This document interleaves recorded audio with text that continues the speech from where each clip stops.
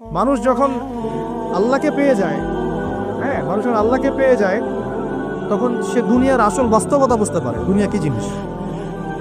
আলী রাদিয়াল্লাহু আনহুর একটা বই পড়ছিলাম, ওনার যে মানে দর্শনগুলা, ওনার যে চিন্তা ভাবনাগুলো, ওনার কিছু লেখা ছিল, কিন্তু এগুলো সব জায়গায় আসে নাই।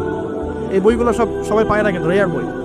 ওখানে দুনিয়ার এক্সাম্পল দিচ্ছেন উনি বলছেন দুনিয়া এমন জায়গা যেখানে কেউ যদি ডুব দেয়, সমুদ্রে ডুব দেওয়ার মধ্যে জাস্ট ডুব দেয়, তাহলে তার আমল, যত নেক আমল, সব আমল কমে আসবে। এটা কিন্তু বাস্তব। দুনিয়াতে ডুব দিবেন আপনি, দেখবেন আপনার নেক আমলগুলো কমে আসতেছে। তিনি বলছেন দুনিয়া হচ্ছে সাপের মতো। কেমন?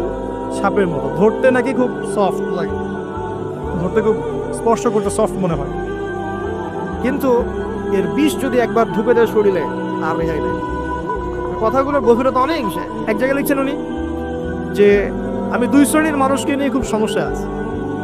এক শ্রেণী হচ্ছে যারা জাহেল আবেদ, মানে ইবাদত করে, অনেক ইবাদত করে কিন্তু জাহেল, জ্ঞান নাই কিন্তু ইবাদত করে, এদেরকে নিয়ে আমি খুব সমস্যা আছে।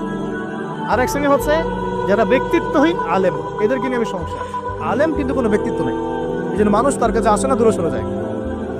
ব্যক্তিত্বহীনতার কারণে অনেক আলেম থেকে মানুষ দূরে সরে যায়। কিন্তু একজন আলেম যদি ব্যক্তিত্বশীল হয়, মানুষ তার কাছে আসে।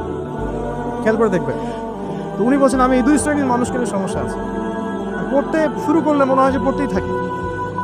বলছেন যে আমি অনেক জায়গায় ঘুরলাম, অনেক কিছু দেখলাম, শুনলাম, বুঝলাম, শেষে গিয়ে বুঝলাম যে মানুষ শুধু স্বার্থের জন্যই মানুষের কাছে থাকে।